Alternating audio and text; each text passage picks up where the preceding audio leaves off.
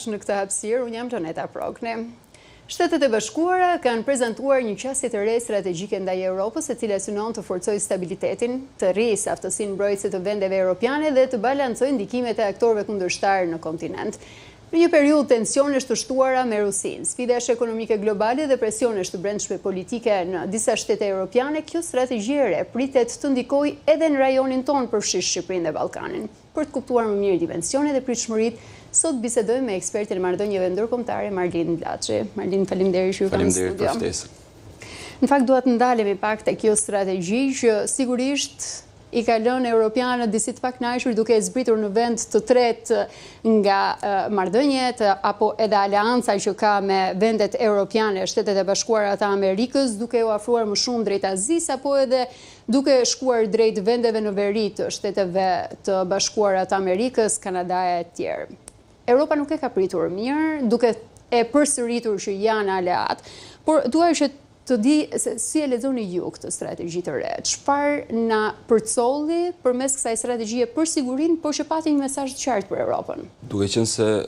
diplomacia është shprehje e koncentruar historisë, atëherë duhet të kthehemi pas në histori, duhet të kuptojmë që është thyerja e parë që pas luftës së dytë botërore midis Shteteve të Bashkuara të Amerikës dhe kontinentit evropian, që para ardhjes së presidentit Trump në zyrën ovale në Shtëpinë e Bardhë ishim mësuar me një perëndim kolektiv, pra perëndim i cili përfshinte edhe Bashkimin Evropian, edhe Europën si kontinent, por edhe Shtetet e Bashkuara të Amerikës. Tashmë jemi në një perëndim të fragmentarizuar. Një palë përfaqëson Bashkimin Evropian dhe Britaninë e Madhe, nga ana tjetër pala më e madhe, pala më e fortë, pala më e fuqishme, qoftë ekonomikisht, por edhe nga ana militare, Shtetet e Bashkuara të Amerikës përfaqëson një pol tjetër. Duhet thënë se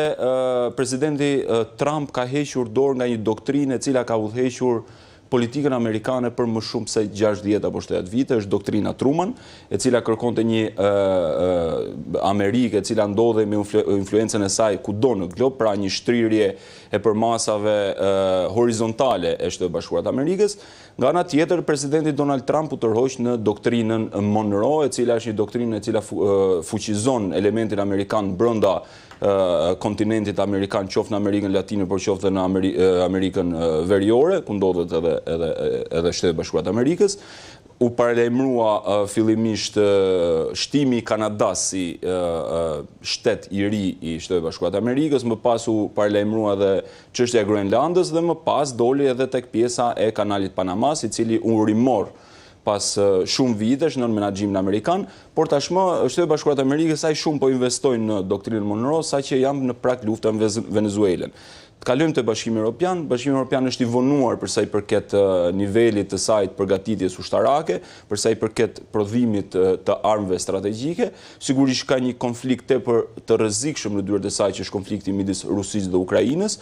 gjë që do e bëj Bashkimin Evropian të jetë në tension dhe në përshpejtim të hapave të saj në përgatitjet ushtarake dhe rinisjen e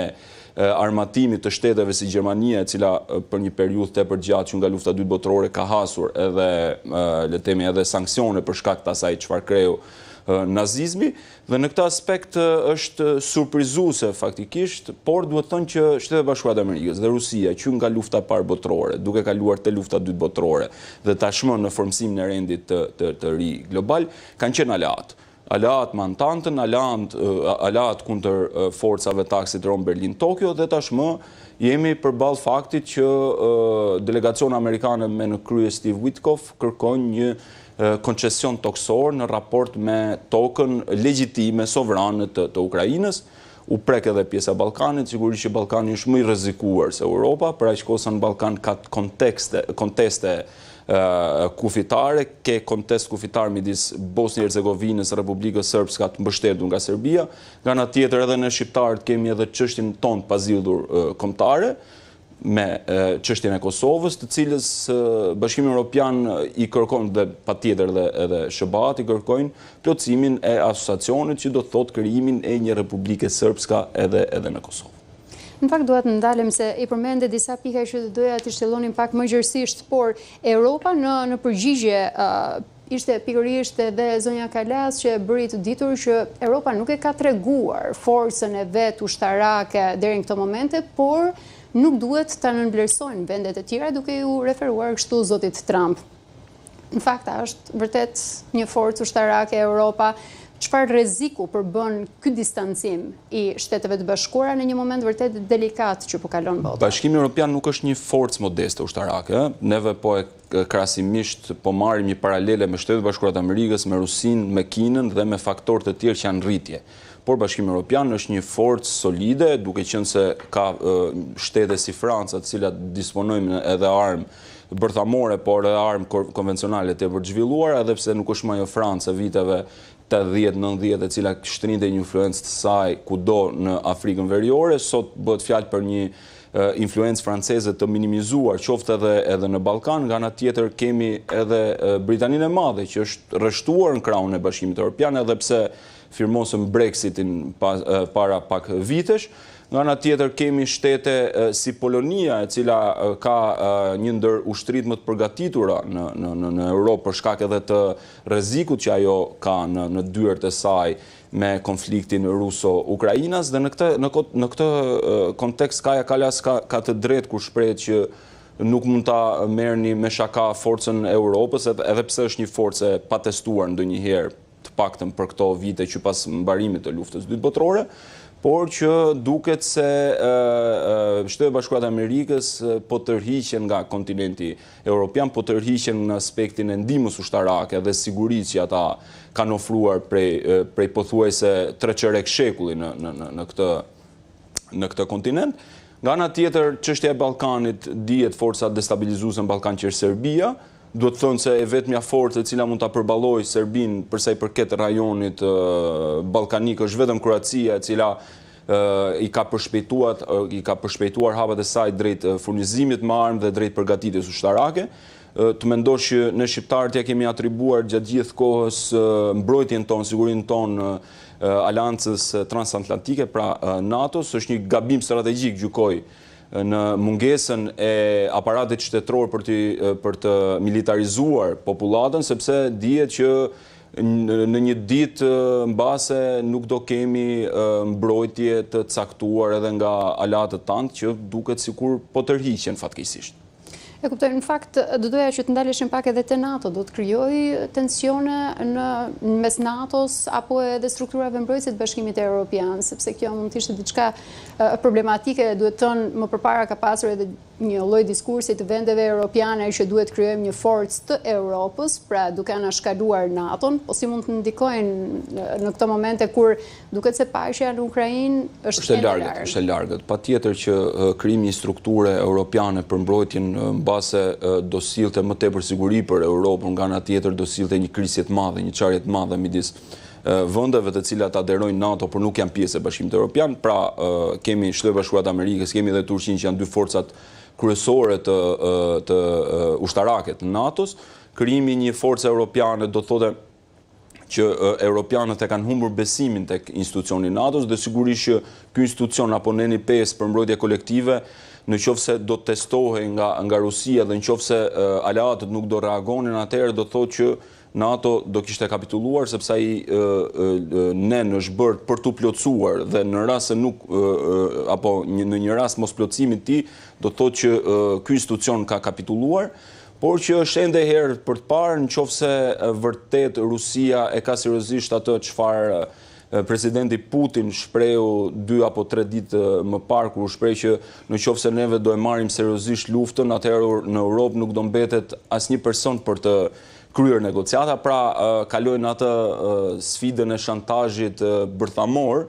pasi sfidën e shantazhit konvencional duket se nuk ja ka dalë që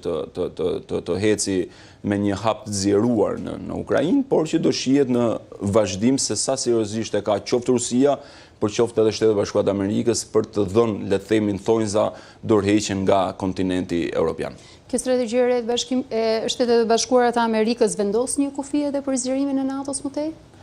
Nuk zbesoj se do rezonojnë në çështjen e zgjerimit të NATO-s. Shtetet e Bashkuara të Amerikës janë fokusuar tashmë në kontinentin e vet, e shpreha edhe në kryet herës që kërkojnë një influencë amerikane kudo në ato vende të Amerikës Latine ku influenca kineze është në nivel tepër të lartë dhe në nivel tepër strategjik, pra në Brazil, në Venezuelë, në Bolivi, Në Meksik kemi një prani të shtuar të influencës ekonomike kineze, përmenda edhe Panaman, ku kanali Panamas shfrytëzoi për lëvizje të mallit kinez në të gjithë Amerikën Latine, dhe kërkohet kthehet edhe një herë mbrapa në kohën kur amerikanët kishin një influencë tepër zgjeruar në Amerikën Latine, që u humb për shkak sepse edhe vetë Shtetet Bashkuara të Amerikës u fokusuan në Europë, u fokusuan në Azi, dhe më tej kërkojnë që këtë fokusimin në Europë ta dërgojnë në një tjetër fokusim në Azi, ku shikohet qartë që ka një zhvillim të jashtëzakonshëm ekonomik, dhe sigurisht presidenti Trump, duke qenë një biznesmen i rregjur në profesionin e tij, patjetër që i konsideron popujt si korporata ekonomike, të paktën u pa qartë se si i kërkohej ukrainasve si një palë dëmtuar të tërhiqeshin nga tokat sovrane të tyre, nga shteti i tyre, dhe të coptoheshin nëpërmjet fuqisë ruse, e cila sigurisht që nuk ka asnjë të drejtë, qoftë ndërkombëtare, por edhe qoftë morale, të kërkojë tokat e një shteti sovran si Ukraina. Kjo strategji e re e vendos në një lloj pikpyetje edhe raportin midis Shteteve të Bashkuara të Amerikës dhe Rusisë, duke mos e parë si një kërcënim, por si një mundësi për ndoshta stabilitet strategjik, sikurse ekuilibër forcash. Ekuilibër. Ka një lloj shqetësimi botror për këtë lloj raporti, se me sa duket nuk po e bindes për paqen në Ukrainë Putinin, kështu që duket se edhe kjo është një ëndër më shumë e Trump për të pasur një marrëdhënie të kësaj natyre, jo një objektiv i Putinit. Duhet të thonë që me këtë ofertë apo me këtë perceptim të valencave strategjike, Shtetet Bashkuara të Amerikës kanë hedhur siparin për një botë multipolare. Pra nuk do jemi në një botë, ashtu siç shpreh Francis Fukuyama në librin e tij të famshëm Fundi i Historisë, ku ai imagjinonte një shtet i cili do vendoste rregullat në botë dhe do ishte një fuqi unitare për të menaxhuar fatet e botës. Nuk ndodhi kështu. Tashmë jemi në prag të krijimit të një rendi multipolar, ku Shtetet Bashkuara të Amerikës, Rusia dhe Kina do të jenë udhëheqësit kryesor, patjetër nga ana tjetër do kemi edhe rritje të poleve të ndryshme, të cilat kanë një të shkuar historike si drejtuese të një rajoni caktuar. Fjala vjen për shtete të Afrikës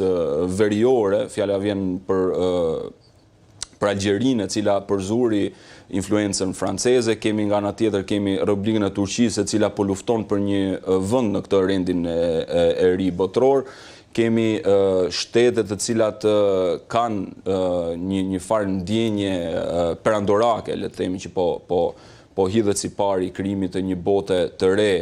pas asaj bote që pam me një rend unipolar. Dhe nga ana tjetër duhet parë me kujdes edhe rritja e Kinës, e cila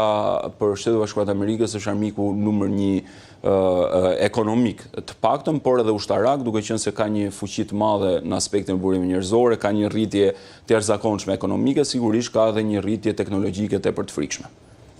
Ndalemi pak më gjërësisht tek ajo që ju e përmendët më herët për rrezikun që i kanë oset Ballkanit Perëndimor, dhe duke u ndalur pak edhe te Shqipëria e Kosova. Në këtë strategji, sa larg jemi aleatit të përhershëm dhe besnik Shteteve të Bashkuara të Amerikës? Faktikisht është me tepër rrezik çështja e Kosovës, për aq kohë sa qeveria e Kosovës nuk ka patur pamundësi të krijohet, kjo edhe për shkak të një qëndrimi, gjykimin tim pozitiv të presidentit Kurti në lidhje me mosbatimin e planit të Zajednicës apo asociacionit, që do të thotë krijimin në një republike serbska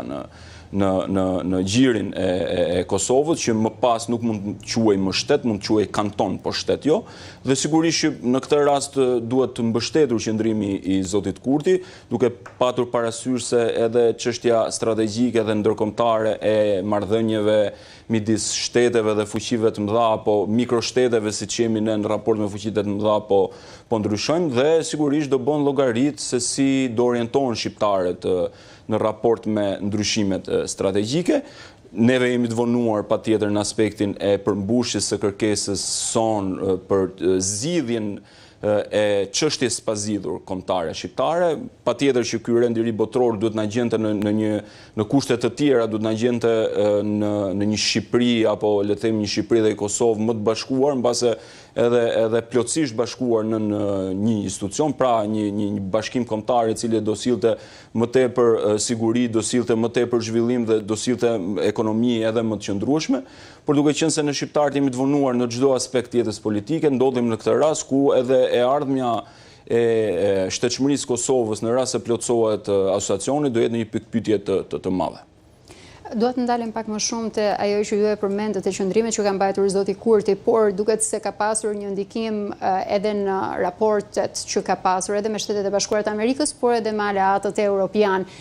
Ndryshe ka ndodhur me Serbinë, duket se përkthelet tonë kështu në thonjza nga aleatët. Jo në thonjza, po përkthelet. Po, duke e pasur krejt të qartë edhe rrezikshmërinë që sjell Serbia edhe me mbështetjen ruse në rajon. Duket se në këto momente Kosova është e pafavorizuar në të gjitha krahët? Patjetër është e pafavorizuar, të paktën nga pjesa e aleatëve perëndimor, duke qenë se i kërkojnë një zgjidhshmëri e cila do e zhyste çështjen e Kosovës në një konflikt të pambarimt, krimin e komunave serbe, që më pas do kalojë në një Republika Serbska sipas shembullit të Bosnjë-Hercegovinës, me krye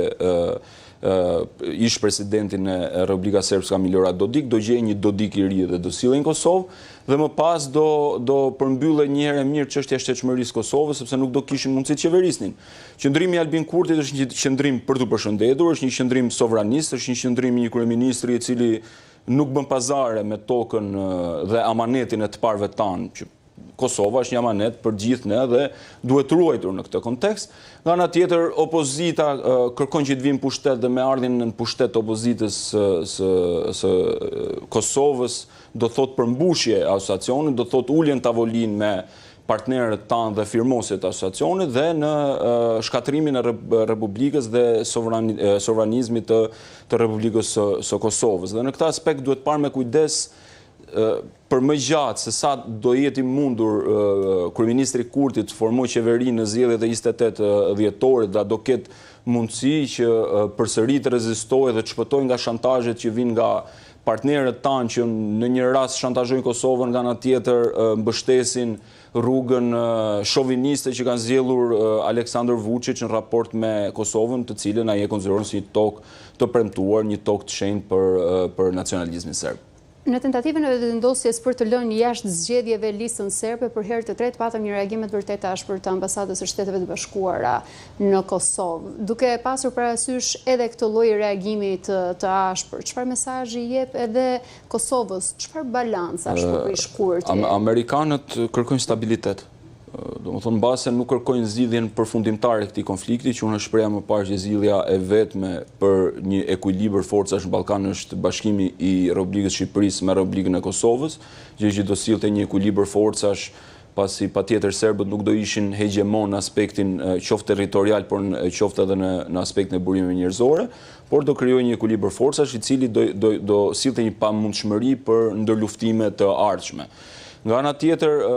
mos pranimi futjes së listës serbska në zgjedhjet e Kosovës, patjetër që mund të jetë një hap përshkallëzues si kryeministrit Kurti. Nga ana tjetër, ditën e dieshme pam edhe betimin e eksponentëve serb në veri të Kosovës, por betim jo më në flamurin serb dhe në kushtetutën serbe, por betim në flamurin e Republikës Kosovës dhe në kushtetutën e Republikës Kosovës, gjë që do të thotë se kryeministri Kurti ka bërë hapa tepër të mëdha ku asnjë nga paraardhësit e tij nuk kanë arritur do të shkojnë drejt tek zotrimi shtetëror i institucionalizuar i veriu të Kosovës, gjë që është një lajm i mirë për shtrirjen e sovranizmit në të gjithë territorin e Kosovës. Në fakt duhet ndalem pak ato simbole dhe simbolika që ju përmendët në momentin e betimit të 4 kryetarëve të komunave me shumicë serbe në veri të Kosovës, por a duket se ato ceremoni e përcollën edhe një herë faktin që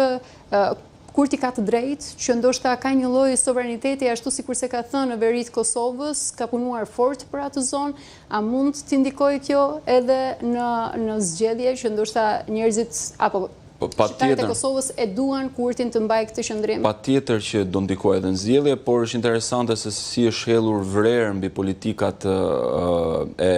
Republikës Kosovës, me krye zotin Kurti kundrejt veriut Kosovës. Kemi patur qoftë analistë nga Prishtina, por edhe qoftë analistë nga Tirana, të cilët e kanë parë me skepticizëm e përmëtej janë bërë zë propagande anti-Kosovës dhe shtetshmërisë së saj, por duhet kuptuar që Albin Kurti ja ka dalë që ti mundit gjithë të zëra dhe neve na bët me dije një pamje e cila do ishte e pamundur nëse fjala vjen kryeministër do ishte Hashim Thaçi apo Ramush Haradinaj apo Isa Mustafa, ja ka dalë që me punë të arrisin në një konkludim ku edhe më e pamundura imagjinueshme që mund ndodhte ishte që kryetarët e komunave me shumicë serbe betohen në simbolet e shtetit që i përkasin. Patjetër krahas këtij shteti mund të jetë edhe flamuri serb, sepse ato etnikisht janë serb dhe sigurisht nuk mund të merremi me dëmtimin e minoriteteve, pasi do bënte një shkelje të rëndë në marrëdhënien ndërkombëtare, por që ky fryt i takon qeverisë Kurti pa diskutim. I rikthehemi edhe një herë strategjisë së Shteteve të Bashkuara për të ndalur pakte Shqipëria. Mund të ndikojë kjo strategji edhe në proceset e bashkimit, për integrimin në Bashkimin Evropian, apo edhe në fuqizimin ushtarakisht të Shqipërisë, pavarësisht faktit që kemi pasur premtime edhe buxhet pak më të shtuar etj, po jo diçka konkrete, jemi furnizuar më tepër me pamje 3D, me propagandë sesa me diçka konkrete. Nuk do ndikonte në integrim, në rrugën e integrimit të Republikës Shqipërisë në Bashkimin Evropian. Unë gjykoj se rruga e integrimit të Shqipërisë në Bashkimin Evropian do pengojë nga vetë shtetet të cilat kanë veto dhe mund ta përdorin veto në dëm të Republikës Shqipërisë, ndër këto shtete është edhe Greqia, që era herës edhe një eurodeputat i saj shprehet që neve do vendosim veto në hapat e mëtejshme të integrimit të Shqipërisë në Bashkimin Evropian. Po flasim me kartat hapura, është Greqia e cila nuk do lejonte antarësimin e Shqipërisë në Bashkimin Evropian dhe sigurisht që kryeministri Rama ka gjetur një formë që edhe vetë Giorgia Melonit bëhet palë dhe të ketë një dialog midis qeverisë greke dhe qeverisë shqiptare me negocimin e qeverisë italiane, por më duket e pamundur si rrugë për aq kohë sa Greqia është edhe një shtet që hera herës ka dhe ajo konteste kufitare me ne, hera herës kur kërkohet nga nacionalistët grek përmendet edhe çështja e Vorëve e Pirit dhe sigurisht që do jetë e vështirë në qoftë se qeveria shqiptare do të dalë të përmbylli këtë integrim me praninë e Greqisë në këtë proces. A duhet bëj Shqipëria kompromise të tjera për të qenë prapë aleati i Shteteve të Bashkuara? Ne flasim këtu për pranimin e afganëve që Sazanin ja dham. Këtu Sazanin dhe shumë marrëveshje të tjera që bëhen për hir të këtij bashkëpunimi. Deri në çfarë pika? Besoj se pushtetarët shqiptar apo liderët shqiptar të cilët kanë udhëhequr Shqipërinë ndër vite kanë treguar që për karrigën e tyre bëjnë çfarë do lloj kompromisi. Kishim çështjen e detit që u bë për shkak të integrimit të Shqipërisë në zonën Schengen, që u ofrua Greqisë më pas kushtetuta e Shqipërisë me një vendim 9-0 e ktheu mbrapsht. Kishim çështjen e varrezave greke që u bë përsëri për këtë çështje. Më pas kemi Ramën me çështjen e Sazanit, që është një territor strategjik për sa i përket sigurisë së kombit shqiptar. Kemi rastin e pranimit të afganëve në Shqipëri, hapjen e kampeve, mos gaboj do hapen rreth 10 apo 12 kampe të cilat do shërbenin si pikë grumbullimi të emigrantëve, qoftë afgan, por qoftë edhe nga lindja mesme, flitej edhe për palestinez që mund vinin nga Gaza për të por u diskutua dhe zhvendosja e tyre nga territori. Dhe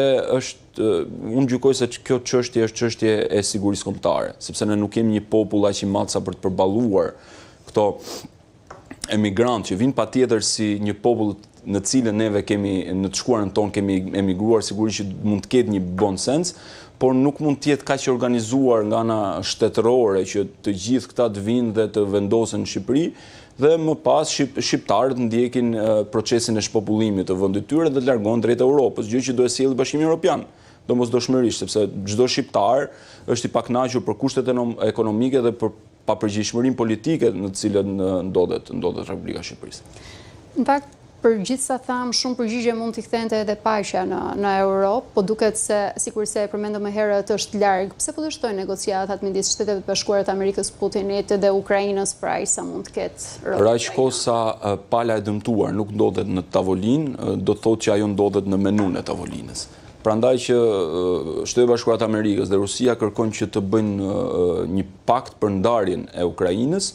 për marrjen e zonave të influencës ku ende ka pushtim rus, nga ana tjetër Shtetet e Bashkuara të Amerikës të shfrytëzojnë në tokën ukrainase për ato mineralet e rralla të cilat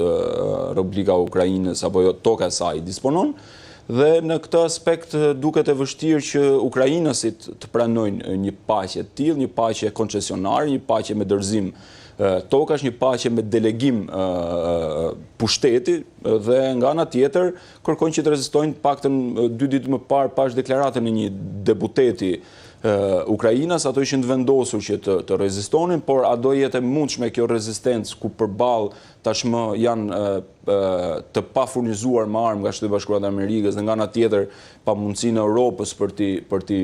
mbështetur ushtarakisht dhe nga ana infrastrukturore, atëherë do shihet qofse kjo luftë do vijojë midis popullit të Ukrainës dhe ushtrisë ruse në aspektin guerril të saj. Kemi vritur në fund të kësaj interviste, unë falenderoj shumë për analizën që arritëm të bënim bashkë. Një hapësirë të shkurtër publicitare, kthehemi pas pak.